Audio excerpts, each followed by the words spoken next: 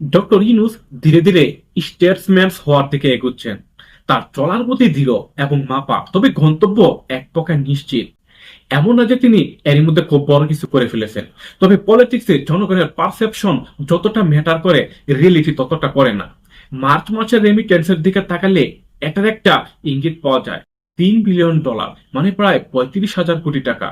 ঈদ উপলক্ষে রেমিটেন্স কিছুটা বাড়তে পারে, তবে এভাবে হাই জাম্প দিয়ে আকাশে উড়ে যেতে পারে না। অর্থনীতি নিয়ে যাদের কিছুটা পড়াশোনা আছে তাদের জানার কথা যে একটা দেশের অর্থনীতির মূল ভিত্তি হলো সরকারের প্রতি জনগণের আস্থা। ইউনূস সাহেবের প্রতি আস্থাটা যে দিন দিন বাড়ছে সেটা আর বলার অপেক্ষা রাখে না। ডক্টর ইউনূসের আগে এতটা দেশপ্রেম, সততা, নিষ্ঠা এবং দক্ষতা নিয়ে স্রেফ একজন মানুষই সরকার চালিয়েছিলেন, জিয়াউর রহমান। আফসোসের ব্যাপার হচ্ছে তিনি বেশি দিন সময় পাননি। ইউনূসের সম্ভবত পাবেন না, কারণ ওরা দিবে না। ওদের কাছে দেশের চেয়ে দল বড়, ওদের ক্ষমতা চাই, ওদের ভেতরে জিয়াউর রহমানের আদর্শ নেই। জিয়াউর রহমানের জন্ম বগুড়ায়, যৌবন কেটেছে পশ্চিম পাকিস্তানে। প্রেসিডেন্ট হওয়ার পর তার মনে হলো যে ঢাকায় কিছু সম্পদ থাকার দরকার। সাভারে একটা বাড়ি পছন্দ হলো, বুকিং মানি পাঠিয়েছিলেন, কিন্তু পরপর দুটো কিস্তি মিস করলেন। চিঠি পাঠিয়ে সময় চাইলেন, তাকে সময় দেওয়া হলো, তবে লাভ হয়নি। পরের কিস্তিটাও মিস হয়ে গেল। তিনি আবারও চিঠি দিলেন। বগুড়ায় তার পৈতৃক জমিটা বিক্রি করে টাকা দেওয়ার কথা ছিল, কিন্তু ওটা বিক্রি করতে পারেননি। ফলে সাভারের বাড়িটা আর কেনা সম্ভব হবে না। জরিমানা দিয়ে বুকিং মানি ফেরত নিয়ে গেলেন জিয়া। তার মৃত্যুর পর দেখা গেল স্ত্রী আর দুই ছেলে মাথা গোজার মতো একটা বাড়িও রেখে যেতে পারেননি তিনি। জিয়া স্টেটসম্যান হতে পেরেছেন কারণ তার মাথায় নিজের জন্য কিছু করার চিন্তা ছিল না। যা করেছেন সবটা দেশের জন্য। ইউনূসেরও নিজের জন্য কিছু করার প্রয়োজন নেই।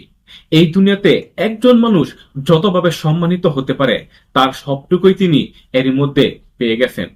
ফলে নিঃস্বার্থভাবে কাজ করার তার জন্য সহজ। খুনি হাসিনা আমেরিকা সফরের কথা মনে আছে? বাইডেনকে চিপাই পেয়ে একটা সেলফি তুলেছিল বাপ্পার মামি। সেই ছবি নিয়ে কত তোলপাড়, প্রত্যেকটা টুঙ্গি সেই ছবি শেয়ার দিয়ে তোলকালাম পা দিয়ে ফেলেছিল। ইউনূসকে বাইডেন নিজে ডেকে নিয়ে গেলেন, জড়িয়ে ধরে ছবি তুললেন। শি জিনপিং এর থেকে হাসিনা আদায় করেছিল $14 কোটি, সেটাও অনেক মূলমূলির পর। ইউনূসকে জিনপিং দিচ্ছেন $2 বিলিয়ন। বাংলাদেশের কোন সরকার প্রধান যে বিশ্ব নেতাদের সামনে কাচুমাচু হয়ে না দাঁড়িয়ে মেরুদণ্ড সোজা করে দাঁড়াবেন, ছবি তুলবেন, এটাই তো আমরা কোনোদিন ভাবিনি। এর আগে জিয়াকে দেখেছিলাম জিমি কার্টারের পাশে পায়ের উপর পা তুলে কথা বলতে, এবার দেখেছি ইউনূসকে। গরিব দেশের সরকার প্রধান কি স্মার্ট হতে হয়? জিয়া স্মার্ট ছিলেন। সৌদি আরবে যাওয়ার সময় তিনি উপহার নিয়ে গেছেন 500টা নিম গাছের চারা। বললেন, মহামান্য বাদশাহ, আমি গরিব দেশের প্রতিনিধি, কি আর দিতে পারি আপনাকে? এই কয়েকটা গাছ দিলাম শুধু। বাদশাহ জড়িয়ে ধরেছিলেন জিয়াকে, জানতে চেয়েছিলেন বাংলাদেশের জন্য উনি কি করতে পারেন। জবাবে জিয়া ভিক্ষা চাননি, বরং চাইলেন চাকরি। বাঙালি শ্রমিকদের জন্য মধ্যে প্রাচ্যে চাকরি দেওয়া হয়। শুরু হলো আমাদের অর্থনীতির সবচেয়ে শক্তিশালী খাতটা, প্রবাসী আয়। ইউনূসও ভীষণ স্মার্ট। 1 লাখ রোহিঙ্গার সাথে জাতিসংঘের মহাসচিবকে পাঞ্জাবি পায়জামা পরিয়ে ইফতার করালেন ইউনূস। মাতৃভাষায় বললেন, আগামী ঈদ আপনারা নিজের দেশে করবেন। এরপর গেলেন চীন সফরে। বেইজিং এ না গিয়ে হাইনান প্রদেশে আগে গেলেন। প্রাদেশিক সরকারদের দাওয়াত কবুল করলেন। মেসেজ খুব পরিষ্কার, উনি শ্রেষ্ঠদের সাথে বন্ধুত্ব করবেন না, ওনার বন্ধুত্ব হবে জনগণের সাথে। প্রতিবেশীর পরাশক্তিকে এভাবে থোড়াই কেয়ার করার সামর্থ্য সবার থাকে না, ইউনূসের আছে। রোহিঙ্গাদের সামনে তিনি খুব সহজ অথচ খুব ভয়ঙ্কর একটা মেসেজ দিয়ে এসেছে। জিয়াও ছিল। সুন্দরবনের কাছে দক্ষিণ তালপট্টি দ্বীপ, ভারত সেটাকে নিজের বলে দাবি করে ইন্ডিয়ান নেভির একটা জাহাজ পাঠিয়ে দখল করে নিয়েছিল।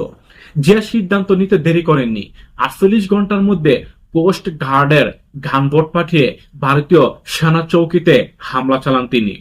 বিপদ বুঝতে পেরে ভারত চুপ করে সেনা প্রত্যাহার করে নেন। এত বড় বুকের পাটা খুব বেশি লোকের থাকে না। খুনি হাসিনা রোহিঙ্গাদের আশ্রয় দেওয়ার সময় কি বলেছিল মনে আছে? বলেছিল যে 16 কোটি মানুষকে আমি খাওয়াতে পারি, আর 10 লাখ রোহিঙ্গাকে পারবো না কেন? খোদা তাআলা অহংকারীদের পছন্দ করেন না। হাসিনাকে যে এখন কে খাওয়ায় সেই খবর নেওয়ার সময় নেই কারো।